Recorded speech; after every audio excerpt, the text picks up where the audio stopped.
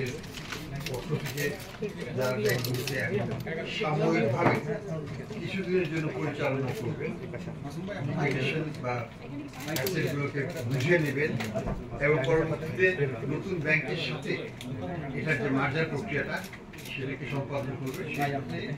আজকে প্রথম আমাদের বাংলাদেশ ব্যাংকের পক্ষ থেকে একটা চিঠি পাঠানো হয়েছে কোম্পানি সেক্রেটারিকে, পাঁচটা ব্যাংকের কোম্পানি সেক্রেটারি সকালে, এবং তার পরবর্তীতে কোম্পানি সেক্রেটারি ওইটা পাওয়ার পরে এটাকে আমরা বলছি যে এই চিঠিটা হচ্ছে নন ভায়াবল সিগনেচার, অর্থাৎ বাংলাদেশ ব্যাংক বলছে যে এই ব্যাংক আর কার্যকর থাকবে না, থাকতে পারে না, সক্ষমতা রাখে।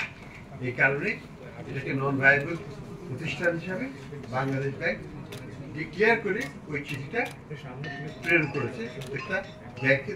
তাদের যে সেক্রেটারি আছে তাদের হাতে অফিসিয়াল ফর্মালি এটা দেওয়া হয়েছে। এটার পরে যেটা হয়েছে, আমাদের একটা কোঅর্ডিনেশন কমিটি আছে সেন্ট্রাল, সেটার মিটিং সম্পাদন করা হয়েছে। আমাদের যারা ফিল্ডে যাবেন এবং একটা সেন্ট্রাল কোঅর্ডিনেশন কমিটি এবং আমাদের বাংলাদেশ ব্যাংকের সিনিয়র ম্যানেজমেন্ট, এটা আমরা একসাথে বসে পুরো জিনিসটাকে আমরা আবার রিহার্স করে নিয়েছি। আমরা পরবর্তীতে আমাদের সবগুলো ব্যাংকের চেয়ারম্যান এবং যারা এমডি আছেন, নট ইন চার্জ, জাস্ট যারা প্রকৃতপক্ষে এমডি হিসাবে এখানে কার্যরত আছে, তাদেরকে আমরা নিমন্ত্রণ করেছি। তাদেরকে আমরা বলেছি যে মানে ধন্যবাদ দিয়েছি প্রথমত তাদের হার্ড ওয়ার্ক। তারা চেষ্টা করেছেন প্রত্যেকটা ব্যাংককে বাঁচানোর জন্য, চেষ্টা করেছেন ব্যাংকগুলোকে দাঁড় করানোর জন্য। হয়তো সফল হয়নি, বাট আমি বলবো যে এটা ব্যর্থতাও হয়নি, কারণ ব্যাংকগুলোকে একটা স্থানে রাখা হয়েছে যেটা উত্তরণ ঘটাতে পারে নাই, কিন্তু সিস্টেমিক রিস্ক যেটা রান অন দ্য ব্যাংক সেটা তো করতে দেওয়া হয়। তো সেদিক থেকে তারা সফল হয়েছে, অন্ততপক্ষে আংশিকভাবে। অবশ্যই আমরা সেই কৃতজ্ঞতাটা তাদেরকে জানিয়েছি যে আমরা very grateful for their services to the nation, to the banking system. এবং আমরা তাদেরকে বলেছি যে আপনারা বোর্ড এখন থেকে সিজ করবে, আজকে থেকে করে ফেলেছে, কিন্তু তাদের কাজটা আমরা প্রশংসিত এবং আমরা সেই প্রশংসার জন্য তাদেরকে ধন্যবাদ দিয়েছি আজকে ফর্মাল লাঞ্চ। তো এটা আমরা করেছি। দ্বিতীয়ত যেটা এখন যেটা হচ্ছে,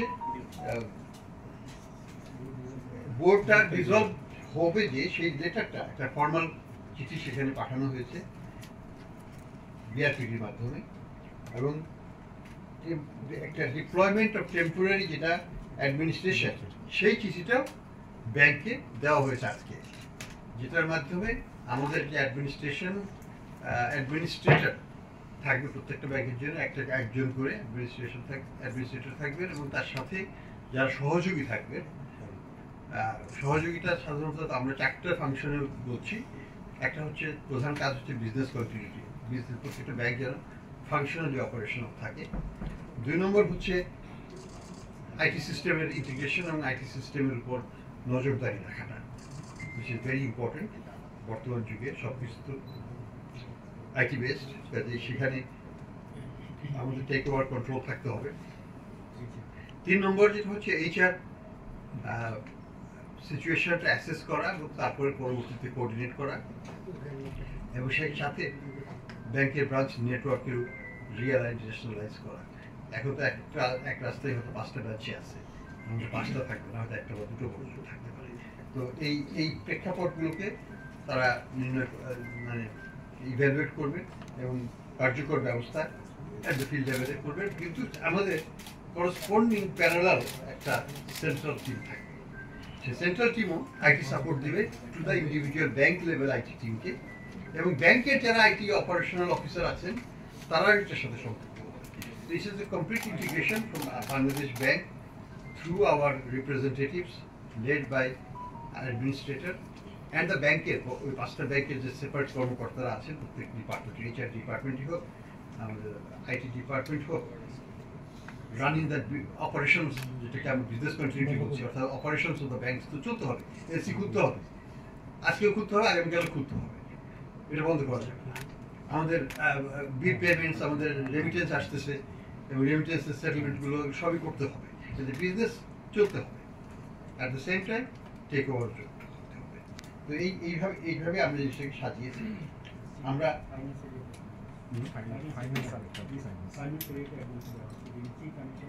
হ্যাঁ, আর আমাদের তো আলটিমেট বটম লাইন তো হচ্ছে ফাইন্যান্সিয়াল ম্যানেজমেন্ট অফ ব্যাংকস, যে কারণে ব্যাংকগুলোর আজকের এই অবস্থা। তো এই ফাইন্যান্সিয়াল ম্যানেজমেন্টের নিয়ে আমাদের যে স্ট্র্যাটেজি আছে সেটা তো আমরা সরকারের কাছে দিয়েছি এবং সেটা ভিত্তিতে রেজলিউশন প্রসেসটা হচ্ছিল। প্রত্যেকটা ব্যাংকে ফাইন্যান্সিয়াল সিচুয়েশনকে ক্লোজ একটা অবজারভেশনে রাখতে হবে আমাদেরকে, যাতে এটা ফার্দার ডিটোরিয়েট না করে এবং কোনো কিছু হলে সেটা যেন আমাদের নজরে নিয়ে আসে। এখানে বড় একটা রোল হবে, যখন মার্জার হয়ে যাবে তখন আমরা লিকুইডিটি সাপোর্ট দিতে পারবো, সরকার থেকে লিকুইডিটি সাপোর্ট দিতে পারবে এবং সেই টাকা তখন আমাদের যে 75 লাখ এখানে ডিপোজিটার আছে তাদের কাছে আমরা পৌঁছে দিতে পারবো। তো সেই ম্যানেজমেন্টটাও কিন্তু সবচেয়ে গুরুত্বপূর্ণ একটা পার্ট হবে এটা। তো সব মিলিয়ে আমরা আশা করছি যে আমাদের এই রেজলিউশন প্রসেসটা যেটা আজকে শুরু হচ্ছে, আমরা আশা করছি সেটা স্মুথভাবে আমরা সম্পূর্ণ করতে পারবো। এই পর্যায়ে আমরা কোনো ধরনের ডিলে অফ ইত্যাদি কোনো চিন্তা ভাবনা করা হচ্ছে না। এটা পার্ট অফ রেশনালাইজেশন প্রসেস, পরবর্তীতে যদি ছোটোখাটো কিছু করতে হয় সেটা করতে হতে পারে, কিন্তু এই পর্যায়ে আমরা মনে করি যে জনবল আছে সেটা অতিরিক্ত হলেও আমরা যে 750 ব্যাংকের যে নেটওয়ার্ক, এই 5টা ব্যাংকের যে 750 ব্রাঞ্চ নেটওয়ার্ক আছে সেগুলোর মাধ্যমে আমরা এটাকে রিডিপ্লয় করতে পারবো এবং যেটা যে জায়গায় 4টা-5টা করে আছে সেই জায়গা থেকে কমিয়ে আমরা হয়তো দূরবর্তী জায়গাগুলোতে তাদের ব্রাঞ্চ নেটওয়ার্ক এক্সপ্যানশন করে আমরা ডিপোজিটের দিকে প্রথমে নজর দিব, তারপরে রেন্ডিংয়ের দিকে যাবো। আমাদের লক্ষ্য এখানে খুবই সীমিত কিন্তু অ্যাট দ্য সেম টাইম খুবই ডিটারমিন্ড। সেটা হচ্ছে 1 নম্বর, যে ব্যাংকটাকে আমরা একটা ভায়াবল প্রতিষ্ঠান হিসাবে সাকসেসফুলি অপারেশন করার জন্য যোগ্য করে তুলব। That's a challenge. সরকারি ব্যাংক হবে প্রথমে, কিন্তু এটা চলবে বেসরকারিভাবে, অর্থাৎ যেটা ম্যানেজমেন্ট, ম্যানেজিং ডিরেক্টর, বোর্ড ইত্যাদি আলটিমেটলি বলতে আমরা বছরকে বছর বলছি না, কয়েক মাসের মধ্যেই আমরা 2-1 মাসের মধ্যেই আমরা এটাকে হয়তো রিকনস্টিটিউট করে এখানে প্রফেশনাল লোকজনকে আমরা নিয়ে আসবো এবং with market base salary the everything. এটা বেসরকারি ব্যাংকের মতোই, সরকারি ব্যাংক হিসেবে বেসরকারি ব্যাংকের মতোই চলবে। সরকারি পে স্কেল ইত্যাদি এখানে আসবে না, অর্থাৎ যারা বর্তমানে যারা যে বেতন পাচ্ছেন তারা সেই বেতনই বর্তমানে পাবেন। পরবর্তীতে আমরা ডিক্লেয়ার করব যে salary structure nationalisation this that, সেটা আস্তে আস্তে হবে। হঠাৎ করে কোনো ইউনিফাইড একটা সিস্টেম এখানে চেঞ্জ করা হবে না, যার মতো আছে সেভাবেই থাকবে। ধীরে ধীরে আমরা এটাকে মার্চ করে একীভূত করব। সেটা একীভূত প্রক্রিয়াটা হয়তো 1 বছর লাগতে পারে, 2 বছরও লাগতে পারে, যাই লাগুক সঙ্গত কারণে যেটুকুই লাগবে সেটুকুই আমরা অ্যালাউ করবো, কিন্তু অ্যাট দ্য সেম টাইম আমরা চাইবো যেটা যেন দ্রুততার সাথে এই একীভূতকরণটা সম্পূর্ণ হয়। কবে হবে আমি কিছু প্রেডিক্ট করবো না, কিন্তু আমরা দ্রুততার সাথে করার চেষ্টা করব, এটাকে স্ল্যাক রাখা যাবে না। আমাদের লক্ষ্য হচ্ছে খুবই অ্যাম্বিশাস। এই ব্যাংকটা হবে সবচেয়ে শক্তিশালী ফাইন্যান্সিয়াল ব্যাংক। এখানে পেইড আপ ক্যাপিটাল হচ্ছে 35,000 কোটি টাকা। বাংলাদেশের সর্বোচ্চ পেইড আপ ক্যাপিটাল আছে 1500 কোটি টাকা। কাজে এখানে বুঝেন এটা কত গুণ বেশি। এই ব্যাংকের বর্তমান ডিপোজিটের 75 লক্ষ আছে এবং এটা ভবিষ্যতে আমরা দ্রুততার সাথে বাড়ানোর চেষ্টা করব। আমরা মনে করি যে Islamic banking has a future in Bangladesh. আমরা এই ধরনের শরিয়া কাউন্সিল, শরিয়া বেসড বোর্ড এবং ইত্যাদি করে এটাকে পরিচালনা করব। এটার মাধ্যমে আমরা খুবই আশাবাদী যে ডিপোজিটাররা এখানে তাদের আস্থা রাখবেন।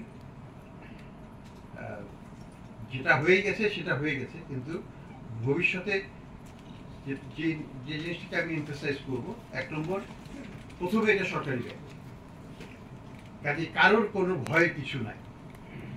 অ্যাবসলিউটলি ক্লিয়ার করে বলতে চাই, এখানে কোনো ধরনের টাকা তোলার অপ্রয়োজনীয় কারণে অর্থ উৎসাহের কোনো দরকার নেই। আমরা প্রত্যেক ডিপোজিটারকে মার্কেট বেসড ইন্টারেস্ট রেট দেব ডে ওয়ান থেকে, যেদিন থেকে একীভূত হবে, হ্যাঁ সেদিন থেকেই প্রফিট দেওয়া হবে বাজার ভিত্তিক রেটে। কাজে তার কারোই কোনো সঙ্গত কোনো কারণ থাকবে না টাকা তুলে নেওয়ার জন্য। এটা একটা বড় ইস্যু যেটা আমরা অ্যাসিওর করতে চাই।